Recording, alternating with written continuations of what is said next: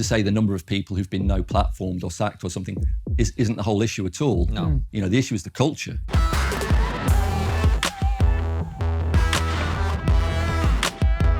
Hello and welcome to TRIGGERnometry. I'm Francis Foster. I'm Konstantin Kisin. And this is a show for you if you want honest conversations with fascinating people. Our brilliant guest today is a lecturer and writer, Dr. Jim Butcher. Welcome to TRIGGERnometry. Thanks, folks. Thank you very much. It's great to have you on the show. Thanks for coming on. You are a part of the Don't Divide Us campaign, which we'll get into in a second. And we really wanted to talk to you about the Race Equality Charter in British universities. Before we do that, tell everybody a little bit about who are you, how are you where you are, what has been the journey through life that leads you to be sitting here talking to us? Well, that's a great question. I'll keep it brief. Well, I'm from Derby in the East Midlands originally. I worked in further education for around 10 years in the West Midlands in Birmingham. And I've been down at Canterbury Christ Church University for the last 20 years. Over most of that time, I've been involved in the UCU trade union as a rep. I'm a big football fan. I'll mention the team so everybody can have a good laugh, Derby County. And I also volunteer with an asylum charity and sort of mentor a young man who's come over here. And I mentioned the Race Equality Charter, which we'll get into in a second. But you've been in further education, it sounds like, most of your adult life. Would that be broadly accurate? Yeah, further education for 10 years, higher education, university sector for about 20. Yeah. I am that old, yeah. Yeah. I know I don't look it. Well, but, your age aside, what I'm really trying to get into is you've been in that part of our society Yes. for a long time. I have, yeah. What have you observed in your time in that field? What have you noticed? What have been some of the big trends that you've noticed over the last 20, 30 years? Well, some incredible trends, really. I mean, one that I'll skirt over because it's not perhaps so central to what we're talking about here is the growth of the use of the internet. When I started out, we still had paper memos, 3 a week that you'd look at and put in the bin. 10 years later, it's 30 emails a day that you must answer because people know if you've not read them and things like that. But I think the most significant change has been how education has become very instrumental in relation to all sorts of other things. You know, it's never about the knowledge now and the skills and the thing that you love and that the students want to learn about. You're always answerable to some metric, some graph or something like that. I think for a lot of the time in FE, that became a kind of bureaucratic burden. But I think the thing that's really taken off in the last 15 years, perhaps, is the growth of exactly the same thing, a kind of managerialism, a tick box mentality, a whole load of bureaucracy and a whole load of kind of instrumental goals that we have to meet related to so-called social justice. And the one, of course, we're talking about today is race, but other things as well. So they started to come in 2005. Was it a particular event that kind of precipitated this, or was it an organic thing? No, I'm not saying it came in 2005. I think broadly I've just noticed the growth of these things. And it's in actually more recent than that, I think, that it's become a really, really big issue with things like the Race Equality Charter. Tell everybody about that. What is that? Okay, well, the Race Equality Charter is like a kite mark or a certificate that universities try to get to show their commitment to fighting racism. They get this certificate from an organisation called Advance HE. They're funded by government and universities, and they deal with training and teacher training and things like that. If you look at the politics of Advance HE, though, you can see that this Race Equality Charter actually is all about, well, critical race theory, decolonisation, white privilege, microaggressions. These are all there on the Advance HE website in the training materials and that kind of thing. This is happening in universities anyway, but the Race Equality Charter provides a kind of impetus for ratcheting that up and encouraging universities to go further. And I think there are real threats to free speech, free expression. I think it's very patronising. And I also think ultimately it's self-defeating, it's incredibly divisive. And when was the Race Equality Charter implemented? Well, it's been around for a few years, but I would say that this is a kind of big year for it. It seems to be right now that in the aftermath of Black Lives Matter, and now we're kind of all back after the pandemic as well, it seems to me that universities are going very strongly for the Race Equality Charter. But it's not all about the Race Equality Charter. I mean, universities were doing this anyway. A body called Universities UK, UUK, which is the body of university leaders, they were already in documents around race talking up and affirming critical race theory very openly. That's a big thing when you think about it. The leaders of the university sector, a body that represents them, saying, this is the theory that explains and the one you should think about to help you explain the issue of race.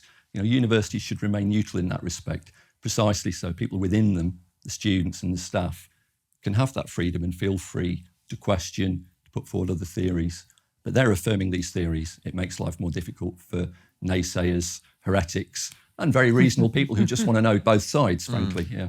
Well, Jim, if I'm a normal person, I don't know what that means exactly. You're not, mate. I'm not. Yeah. That's what I'm trying to acknowledge here. I'm definitely not a normal person because I kind of have a sense of what you're talking about and some of the problems that stem from that. But if I'm someone who is uninitiated in this discourse, as the people now say, what's wrong with the universities trying to not be racist? What's wrong with the charter that says we need to eliminate? Because some people are still racist in society. Absolutely, there are racists around. Surely it's a great thing for our places of learning to be working to eradicate all of that. People might say. Yeah. No, I'm all for getting rid of racism, although I don't think university campuses are, as they're sometimes portrayed, sort of hotbeds of racial discrimination. But of course there are racist incidents, of course that happens, and that needs to be dealt with. I think it has been in the past. I think one of the great things about universities as well is that all of those people coming together from different backgrounds, there's a kind of lived anti-racism. Young people meet other young people from other backgrounds, they make friends, they break down barriers. That's been happening for decades.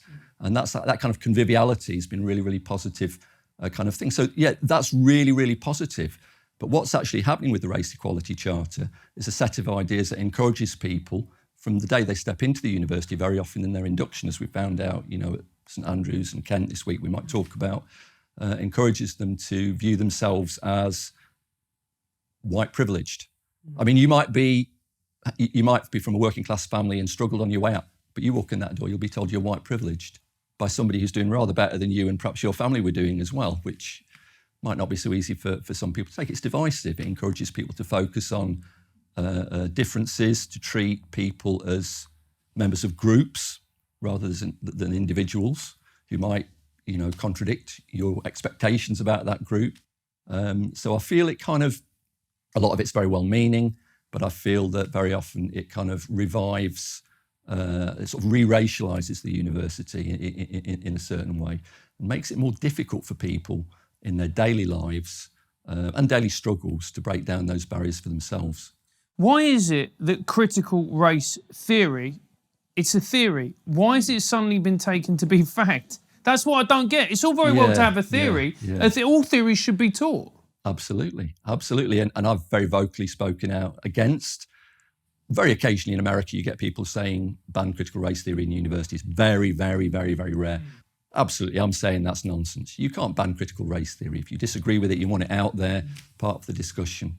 But part of a discussion, not validated by your employer.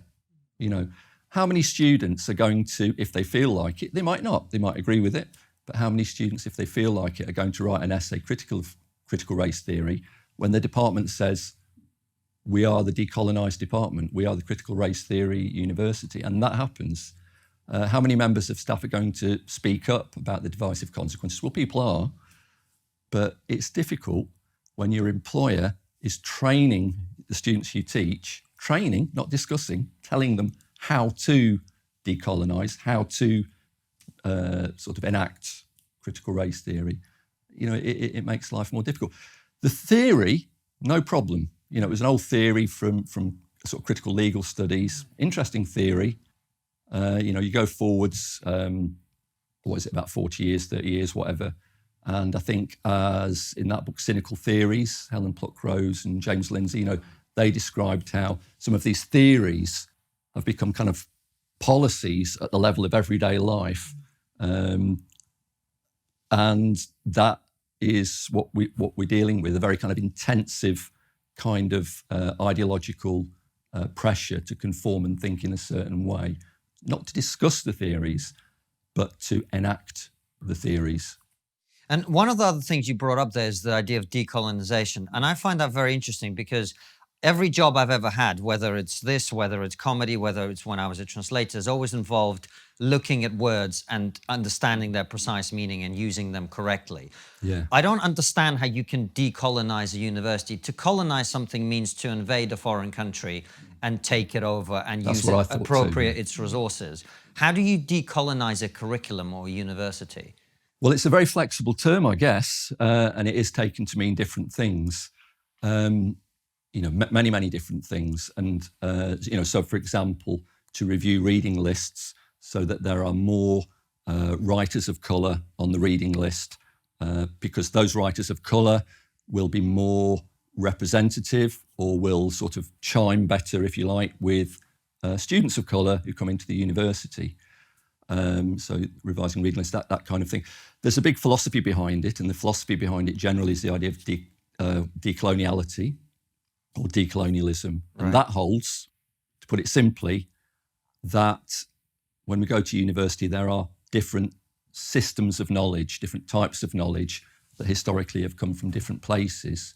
And the knowledge we use, the Western knowledge, has crowded out historically those other types of knowledge. And therefore, we need to bring those things back in. But it's a theory, it's an idea to be discussed, not to be imposed.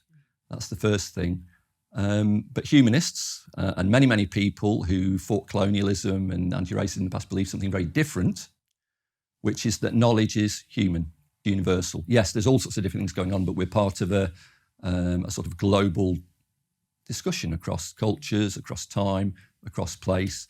And we ought to try and work out not, let's include people because they're from this tradition or this colour. Let's try and work out what's best for humanity, for all of us. And that might well mean, as people like Ken and Malik and others have argued, it might well mean including black philosophers that have been neglected. Absolutely. It might well mean including working class geographers who've been neglected. However, we need to have a basis to judge what is the canon, what we teach. And that basis has to be a universal one, I think, where we have some criteria and some sense of what is the best knowledge, irrespective of where it came from. That's a problem, isn't it? Because with this entire theory is that you're not judging ideas anymore, you're judging where the ideas came from and who the ideas were supported by or said. It just seems that we're just delving further into the, how can I put this, into the black hole that is identity, where it's not about ideas, it's race, gender, sexuality, etc., etc.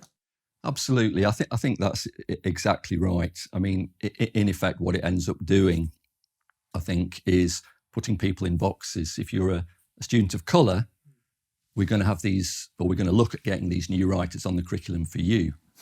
now you may not, really, it's got to be about the ideas, and we shouldn't make any assumptions that somebody from this background, this colour, this colour. I mean, the whole point of going to university at the end of the day, the exciting thing intellectually about it, is you get to experiment and you get to try and, you got your lived experience, you got your own culture. That's very important for you and very important. I would never decry that. But when you go to university, you want to try and look around, and maybe in a way transcend that. Not forget where you came from, but look around and think about ideas that maybe have a veracity and applicability way beyond anything you'd ever lived. That's exciting. And a lot of young black, white, every scholar, good students, that's, I think, what they do. They're fascinated by the subject, by the history, by the science, whatever it is. They're not thinking about the identity or the colour of the person who came up with the idea. But they are now. They may be. And I suppose it is a problem because, of course, you look at many of the great ideas. If you look at Darwin's Origin of the Species, I mean, Darwin's boat and his journey was financed and sort of bound up with, Victorian imperial Britain at that time. But does that decry from the origin of the species? Yes. I don't think. Well, I'm saying. Hashtag cancel Darwin. I'm saying it doesn't, and I'm saying that knowledge today is available and should be made more available to people in this country and other countries who don't have access to it. And the latest science. I don't really care if where it came from. It should be made available to scholars in well-funded universities in poorer countries. We should be looking to do things like that and help and sort of share the best that is thought and known. That good old classical liberal idea is one that I hold to. It's difficult, but I still hold to it. Well, you say it's difficult. This was the question that I was really going to ask you. Do you think those of us who reject the idea that life should be viewed primarily through the prism of your identity, that we've lost? We've lost at the education level. We've lost in policing. We've lost in the media. We've lost even in sport. God, I don't know how that happened, but still. In every area you look at, it is now absolutely normal to view representation of different people as the number one priority. It's more important that a media organization has the right number of people of the right demographic characteristics than that organization produces good reporting. It's more important that the intake of a university is ethnically mixed than that it is fair and based on the merit of those individuals. I would argue, in every area of our society now, we're at a point, I feel, that we're not even having that discussion anymore because it is now accepted that that is how it must be done. Do you not see that? I see the point, but I don't agree with it. And I mean, you could say I'm obliged to disagree with it because I'm sort of not representing, but I'm a member of DDU, and we're trying to push. Don't divide us. Don't divide us. Yeah, have a look it up. On but the this is what I'm putting to you, Jim. Yeah, okay, I want you fair to enough. challenge me on this. Yeah. We're already divided, I would say. Okay. Your incantation is don't divide us, but you're speaking to a society that's already divided itself. I don't think we are. I think that. You look at social trends. I just off the top of my head, I read the other day that increasing number of black and white people are getting married in America. America, where this race war is supposed to be going on the street, young black men and white women, and vice versa, are getting together and getting married. So people's lived reality contradicts some of this stuff. If you look at opinion polls as well, for example, including in the universities.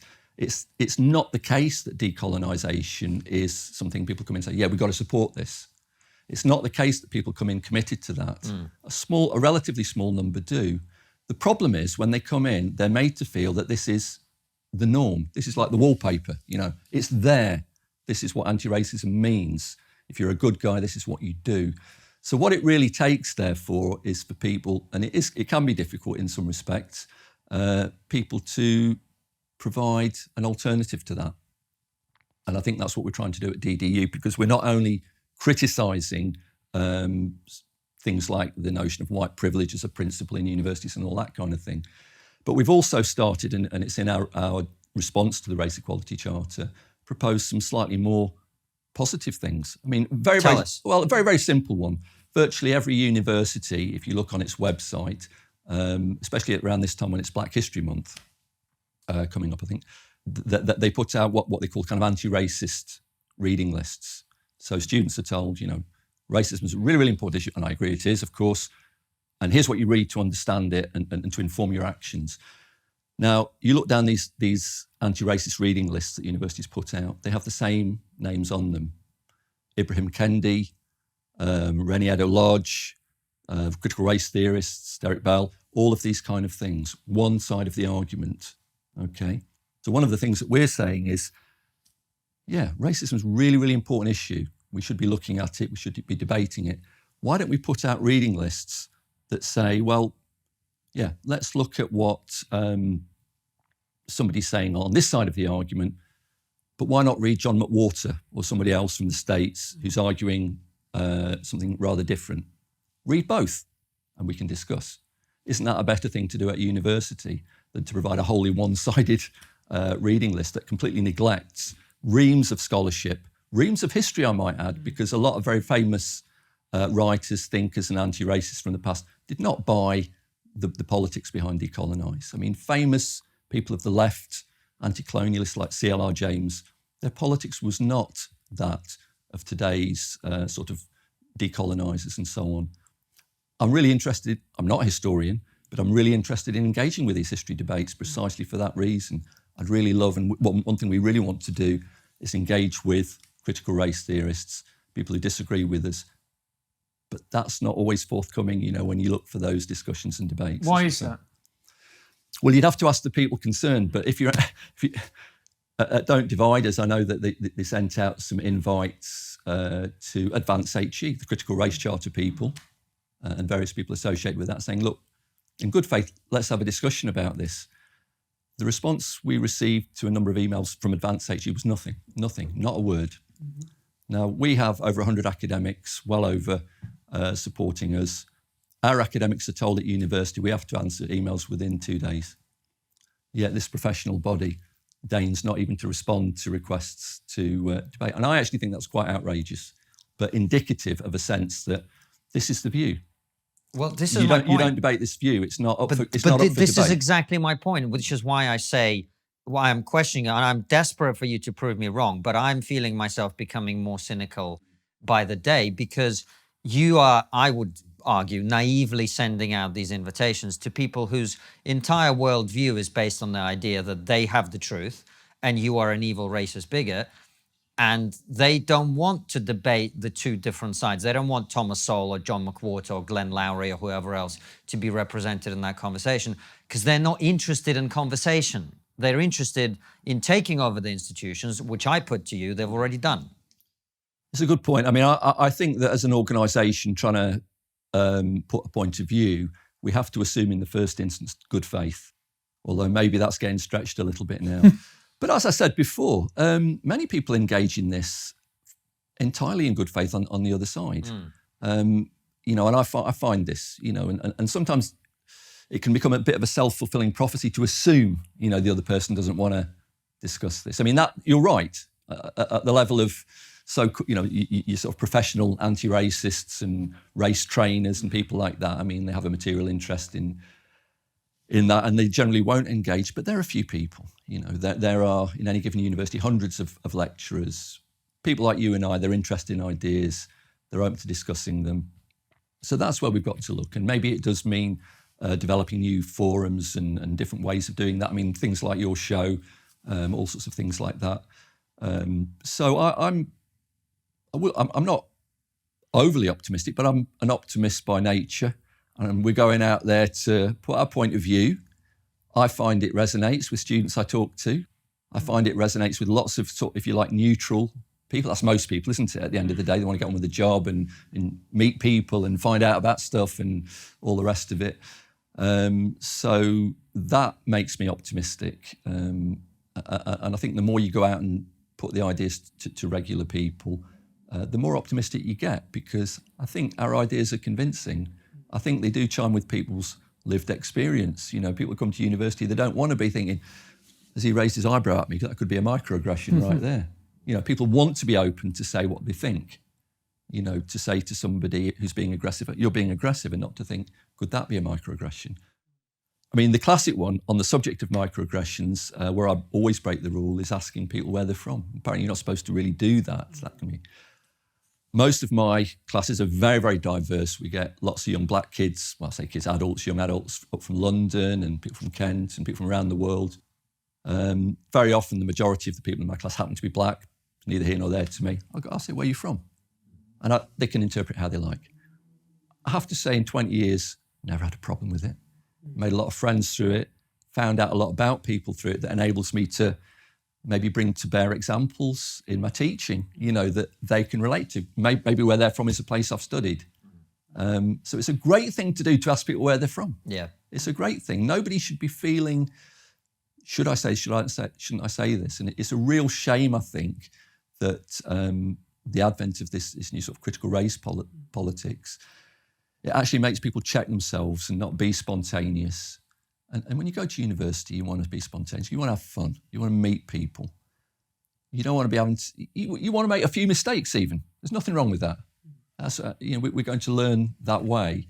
A culture of sort of standoffishness, if you like, doesn't benefit young black people, young white people, or anybody else.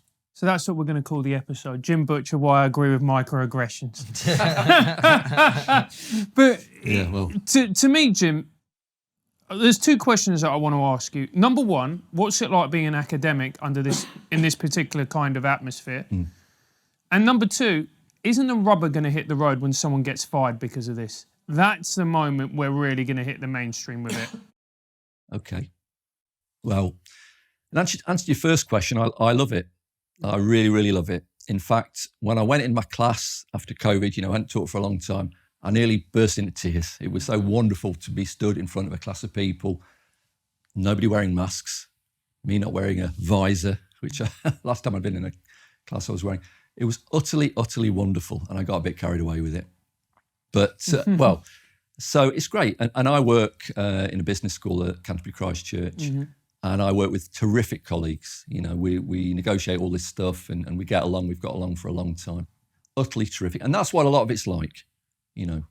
That's what a lot of it's like. And I'd be lying if I said there weren't tensions, opinions that I've told you earlier before we went on air, opinions that I have, sort of gender critical views that are regarded as anathema by people on my own union committee. I'm a member of the union committee.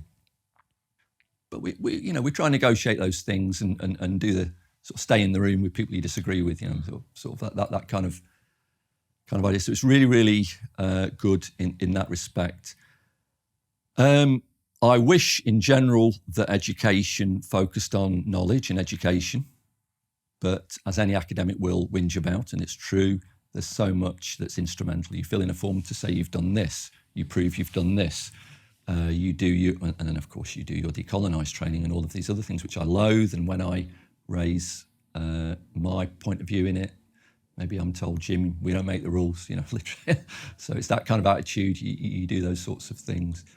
But I really enjoy it, and I wouldn't try and talk anybody out of it. But I think if you've got, if you like, views critical of, the sort of critical social justice, I think you've got to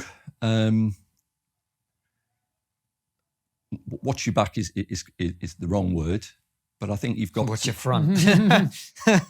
Well, I think you've got to be canny. I think you've got to be just aware of the political issues and the way they play, and the possibilities for you to be in trouble over very inoffensive things. So that happens. I mean, you've read about it. I've read about it. That's happening to people. But you've got to front that up. You can't. What's the point of carrying away? What would be the point of giving up a job lecturing, talking to young people, educating them? It's a great job. All the problems, tell it like it is.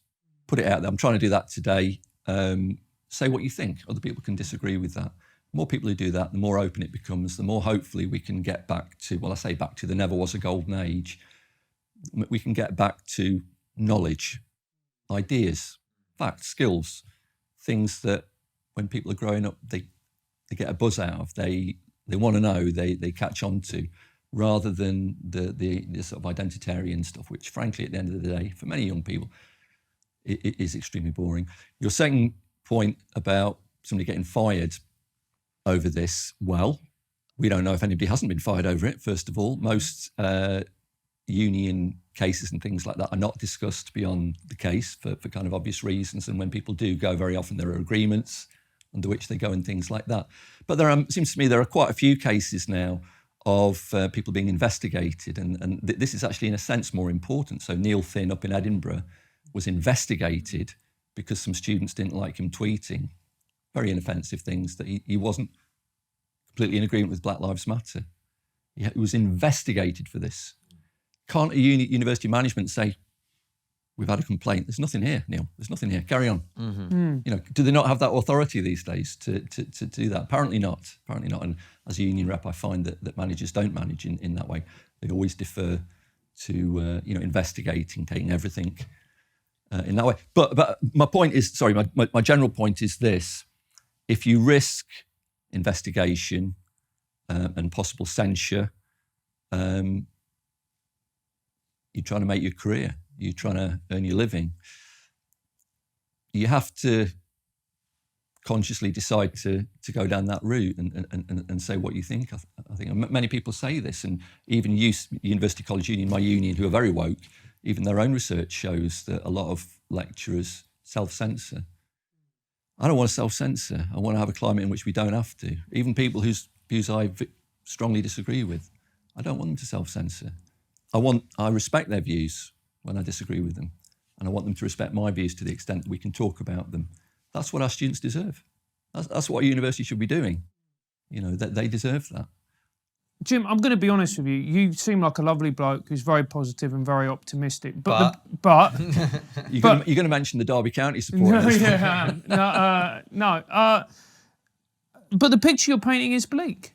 It's really bleak. The fact that somebody was investigated for a tweet in which they criticised a political organisation like BLM, and let's be fair, let's be honest about this, they were in danger of losing their job. Simply for criticising a political organisation. Yeah. That means that the problem is with that, number one, is it's showing that there's no real freedom of speech on campus. And number two, that is a warning shot to everybody else in your sector that if you criticise this organisation, then you are going to be for the chop. It is exactly right. That's exactly what it is. And all of these other things like the Race Equality Charter itself, all of these things, the whole kind of infrastructure, of regulations and statements which put you in that position. And that's why I'm saying, to say the number of people who've been no-platformed or sacked or something isn't the whole issue at all. No. The issue is the culture, that's engendered by this. You're absolutely right about that. But even this week and recently, there are people standing up to this. There are people prepared, not just individuals. I mean, at Cambridge, Arif Ahmed and some others stood up to a thing there. I think basically there the issue was, these anonymous reporting tools. You can report people, including their name. Nobody needs to know who you are. And the whole microaggressions thing, they stood up to it. And there was some sort of vote there, being a Cambridge college, they do that kind of thing there.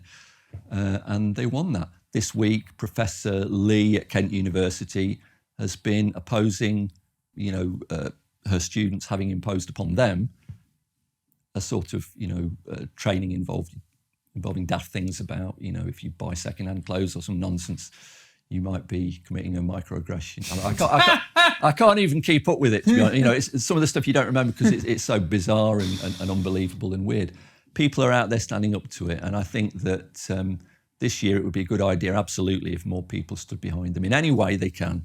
Social media, contacting people in their own university. Very important, our Race Equality Charter response.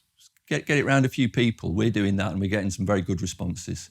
Of course, you get that pushback from the vocal activists. And that pushback often is not a political one. We disagree with you in this way. It's, who are these people? How can you say that? That shouldn't be said. That's the pushback. But you always get other people, more likely under the radar, but often publicly too, saying, wow, is this how things are? We can't even question this. Well, maybe it shouldn't be done. Maybe it shouldn't be like that. Maybe at the very least, our students should be able to turn around and say, well, I don't see myself as white privileged. And therefore I'm not buying it. Yeah. And what percentage of academics do you think actually believe in this? I know it's a little bit of an unfair question but in your own experience, do a lot of them believe in this? Do a lot of them support this? Or is it kind of, on one hand... We've had Eric Kaufman on to talk about the polling and the research in this area, haven't we? Well, he'd probably know a lot more in terms of the polling about that. I think it's very important to regard academics as a group of people, very diverse, very, very diverse indeed. And a lot of these debates, which people characterised as culture war debates, take place between, the debates themselves take place between relatively small groups of people. So it's a bit hard to say what everybody thinks because most people are sitting looking on, and thinking, that's a bit over the top, I agree with them, but maybe not coming forward at this stage. Let me ask you a different question. I wouldn't like to put a percentage on it, but I don't think it's the majority of people who are ideologically committed to authoritarian, divisive, woke politics, as we set it out in our documents. Yeah.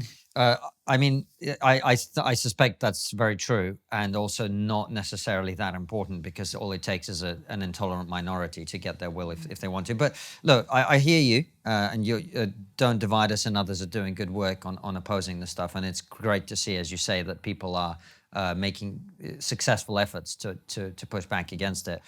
The one thing that I remember before we started the show in April 2018. I remember 2016, 2017, seeing videos from American college campuses, these sort of very stereotypical people with, pink hair and septum piercings and whatever, boycotting or no platforming people and all of that.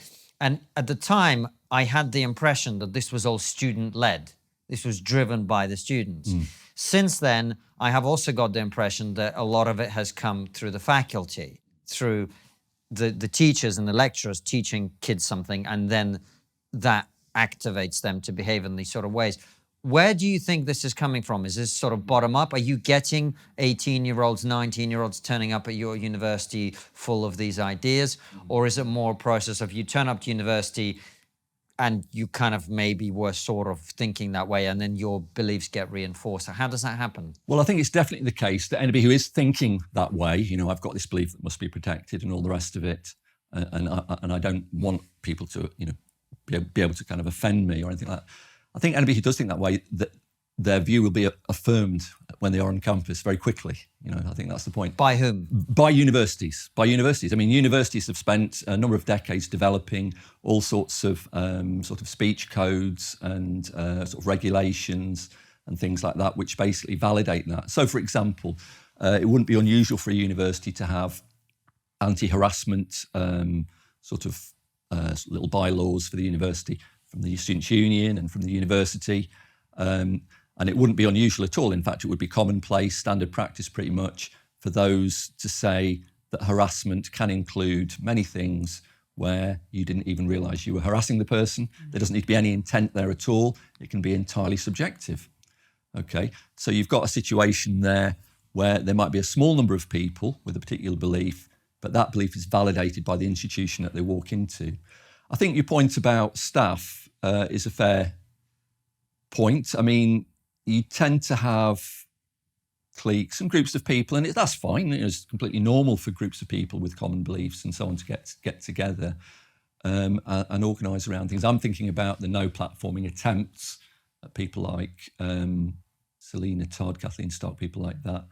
They seem to come from academics, and I suspect at times students are brought in as I'm not saying it's not there too.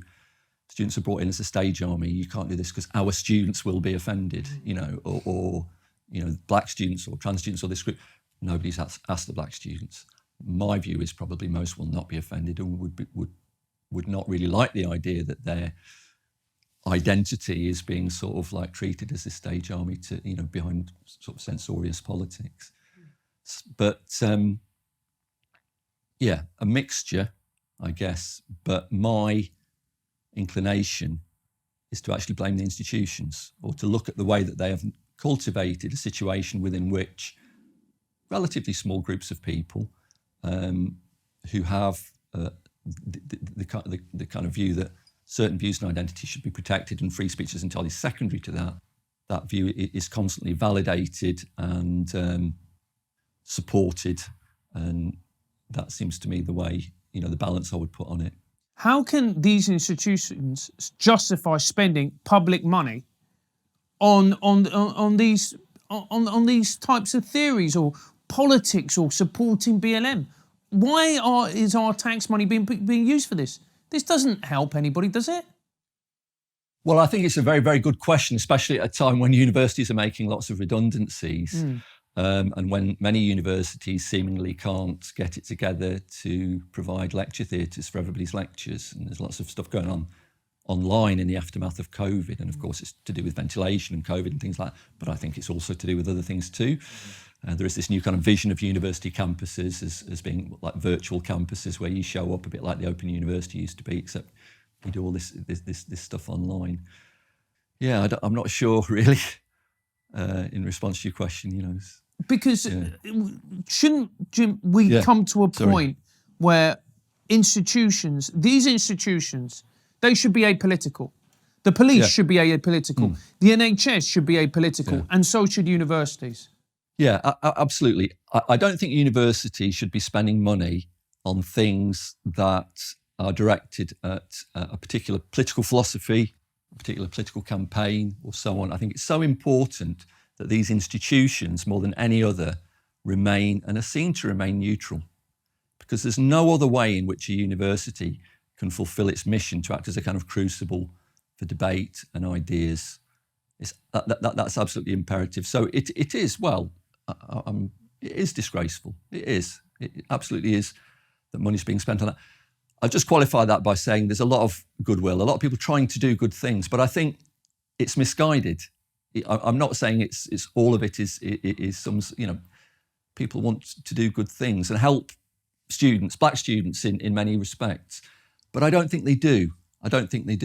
Even people with goodwill who are trying to decolonise the curriculum and things like that, our arguments are very much that a lot of these sort of critical race theory type of arguments, they make assumptions about people, they re-racialise people, they treat people as identity groups with certain attributes. You're likely to be microaggressed against, you're more likely to be a microaggressor if you say these things, you have white privilege, you're a victim of white privilege. What's written out of this is the individual's passions, interests, desires, and they're far more important than cultural influences that can be assigned to different groups. So you're the optimist. Yeah. You're the So, optimist, yeah. right? How do we get from that, which is what you're talking about, to where you want to be? Well, How do we do that? That's why this Yeah. conversation Okay, has yeah. this negative hue, because everything you're saying, we sort of agree with and also know, because we've had these conversations many times. But as with many other people, when we're trying to get from where we are now, which I think you've diagnosed accurately, to where you'd like to be, I'm not seeing that. Okay, all right. Well, there's a couple of things going on at the moment. I mean, some people are looking at the sort of legal route, as you know, and the government has been looking at as some people see it, enforcing free speech. Mm-hmm. So, people can go to the Office for Students or whoever, and you've got that kind of route. And I used to be very, very against that, against any government interference in universities whatsoever, or anything that even appeared to resemble government interference in universities. I'm a bit equivocal on it now, because I think that if I was an academic who was under the cosh facing discipline for having an opinion, and there was nobody behind me, I'd quite like to have a law to draw on.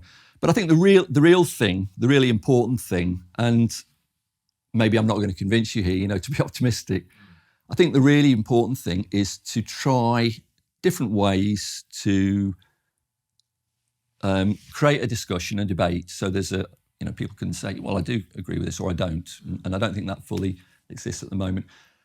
There is a growing infrastructure around this. I mean, there are organisations like, I think, Counterweight, ourselves. Over in America, you've got FAIR, different organisations. We didn't have that 5 years ago. Yep. So that's good. Mm-hmm. So we're going some way to providing that counter to that. I think the other thing that we're not very good at the moment that we've got to develop, as well as ensuring that the debate happens and convincingly criticising these ideas, and I think we're not too bad at that.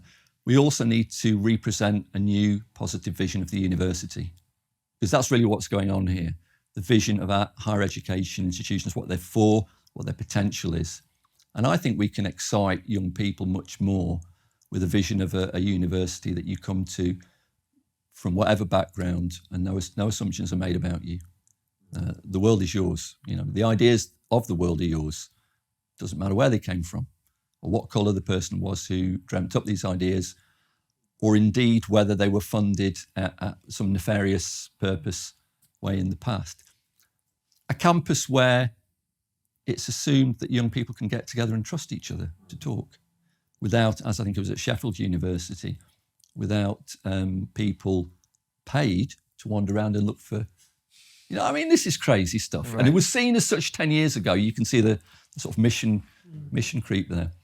So maybe that's the thing that we need to do more of and do better, really. Not always focus our efforts on tackling these ideas. We've got to do that. That's part of it, absolutely. But also, and we tried to do this a little bit in the Race Equality Charter response that we wrote, present a vision of a university that's really inspiring for young people, that gets them excited about the world and about knowledge. Not seeing university as a place to affirm your identity and defend it, or to seek out, the naysayers and their ethics and make sure that they don't say what you don't want them to say, but a place where you go and you're going to take a few risks, intellectual risks, maybe even a few risks about being offended too at the end of the day.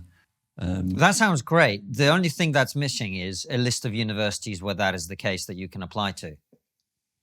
If you're a young person now I'm excited by that vision. If I was to take a year out from doing whatever I'm doing, or 3 years out, to go and do a degree, that excites me. I think there'll be a lot of young people who watch Trigonometry who are excited by that. Now you need a list of universities to apply to. Where is that? Well, I don't think there's a list of university. I mean, I think most young people who've been to university, people are going to have all sorts of views, but let's say somebody tuning into your show who broadly agrees with the sorts of things that you say and I say, they'll probably think of their time at university and they'll say, yeah, that lecturer really inspired me. Yeah. That's where I really learnt what economics or sociology or whatever it was all about. That's where I realised I'm here, he's there, or she's there, and I'm going to get there, that kind of thing. So it's not this or that university. I think it's more down to individual members of staff. And you go to a university and there are great teachers. And I have to say, there are many fantastic teachers on the other side of this argument. Sure. Mm-hmm. Absolutely. I know people myself who would be sitting here chomping at the bit to disagree with what I'm saying. Great, and I'd love them to. Maybe we could do another show and they could come and we could do something like that. But, that's not happening at the moment, and that's the sort of thing that we need to ensure happens more in the future, really. Jim, I'm going to ask you a question. It's not a particularly fair one, but it's just something that I believe honestly. I look at the universities; they're charging what, $9,000 a year? Yeah. Okay, so they're charging $9,000 a year. The value of a degree has been completely devalued. I think that's fair to say, in a lot of instances.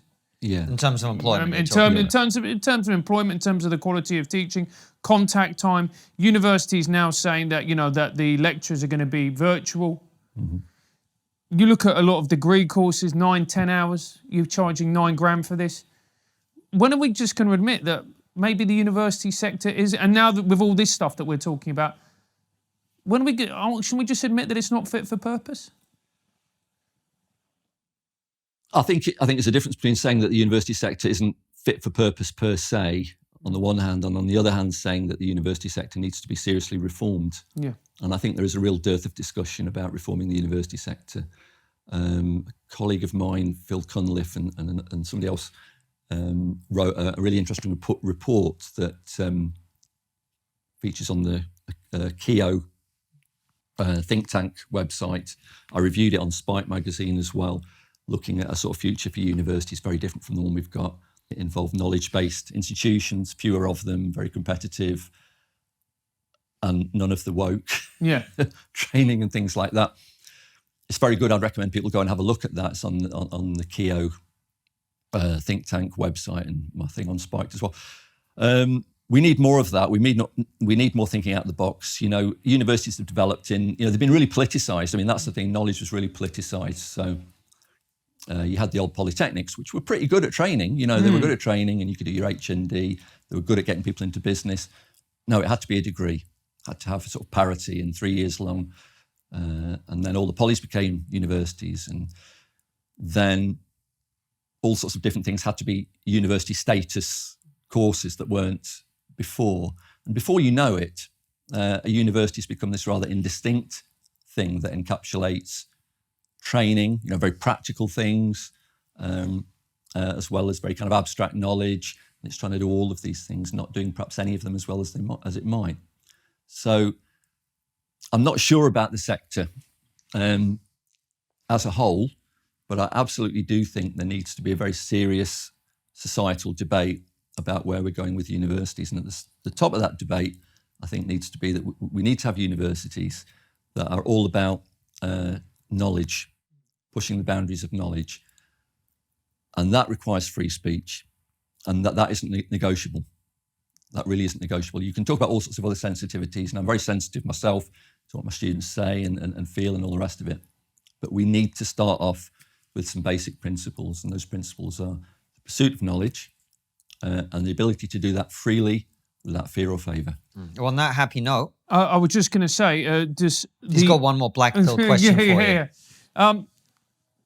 The introduction of tuition fees, particularly the bumping it up to $9,000. Yeah. I see this as part of the problem, because what you've now turned students into are customers, and with being a customer comes with a sense of entitlement, and that entitlement is, I don't want to be confronted with things that I disagree with. Yeah. Well, I think there's an element of truth in that, but I don't think it's completely true. I think one of the arguments that Joanna Williams makes in her book on consuming education is that even if you were to take away the $9,000, universities knowledge has already been kind of compartmentalised and made very instrumental. As we said before, you study this to get this, and you have these learning outcomes that you have to meet, and it's all very mechanistic. And all of the woke stuff and all of that would be there without the $9,000. So I think the consumer mentality, I'm here so my views need to be respected because I've paid for them, all of those things which most students not really, at the front of their minds, I have to say. Okay. Students are more, they're still there, bright-eyed, bushy-tailed. The problem is what the universities tell them when they arrive. That's the problem, not what the universities think before they arrive. So the consumer side of it, that's there anyway, and the $9,500 or $9,000 or whatever is not such a big part of that. And I can think of situations in the past historically where people have paid for a brilliant classical education. You can pay for something really good. Maybe down the line there's some ideas about how the university sector might actually change. People offering a different kind of education. And if you were paying for it, you might decide that's where your money will go rather than the way many universities seem to be going at the moment. That choice would be good. Very much on that note, I hope your positivity is merited. And I hope so too. Good luck with Don't Divide Us. It's a great slogan. And let's hope you can make that happen. But in the meantime, we always end with the same question, which is, what is the one thing that we're not talking about as a society that we really should be? I would say, we're here talking about universities and education, but perhaps the thing that we haven't talked about that is worth talking about is fun. I actually think university, has to steer well clear of the students and their boss and think, believe me. But I kind of vaguely remember in the dark distant past having a lot of fun at college, at university. Yeah. Still do have a little bit of fun, but back then it was fun and exciting. And I tend to think that this impulse to regulate, even with the best intentions, to regulate how we speak to each other and what gestures, the microaggressions thing and all of these kind of things, I think it gets in the way of people having fun, and being open, because we want people to take risks and be open in terms of their intellectual lives. But it's also generally a good thing to be open to experimenting a little bit and, with relationships and things like that, and just fun, and trying things in our personal lives and in our leisure lives too. So more freedom in that respect, and fun, and conviviality and togetherness, all the things we missed out during the pandemic, and everybody's dying to get back into now. You walk into university and it's, watch out for this, watch out for the microaggressions, these places are dangerous. It's almost like fear is attaching itself to things that we always did, getting on, having fun, meeting new people, hanging out, trying new sports, music, whatever. So fun, that's the thing we should be talking about. That is a great thing to be talking about. We're going to ask you a couple of questions for our local supporters, but in the meantime, you write for Spiked. Where else can people find you online? Well, I've got one of these Substack things, so I've written for a few different educational and other magazines and things like that. Ario, a little bit. So that's where they can find it. Look at Jim Butcher Substack, and it's pretty much all on there. I've written a few books. They're generally on travel and the sort of cultures of travel. And I did actually write a book that, in a very roundabout way, is a bit of a critique of woke travel. It was called The Moralisation of Tourism. So if you've never thought about tourism in the context of this, I've written a few things around that as well. another area of our lives where very often we're told, you need a code of conduct, you need to be carefully destroying the environment and all the rest of it. And so, nothing escapes the web of our contemporary sort of woke culture, I think. Jim, thank you so much for coming on the show. It's been an really absolute enjoyed pleasure. it. Thank you. Thank you. And if you've enjoyed this episode, we always put episodes out on Wednesday and Sunday, 7 p.m. Also, if you didn't enjoy them either, we still put them out. Yeah, exactly. They will always go out 7 p.m. UK time, 2 p.m. Eastern Standard. Our Raw shows always go out Tuesday, Thursday, Friday, Saturday, same time. And if you want your trigonometry on the go, it's also available as a podcast. Take care and see you soon, guys. We hope you've enjoyed this incredible interview. Remember to subscribe and hit the bell button so that you never miss another fantastic episode. And if you believe that the work we do here at Trigonometry is important, support us by joining our locals community using the link below.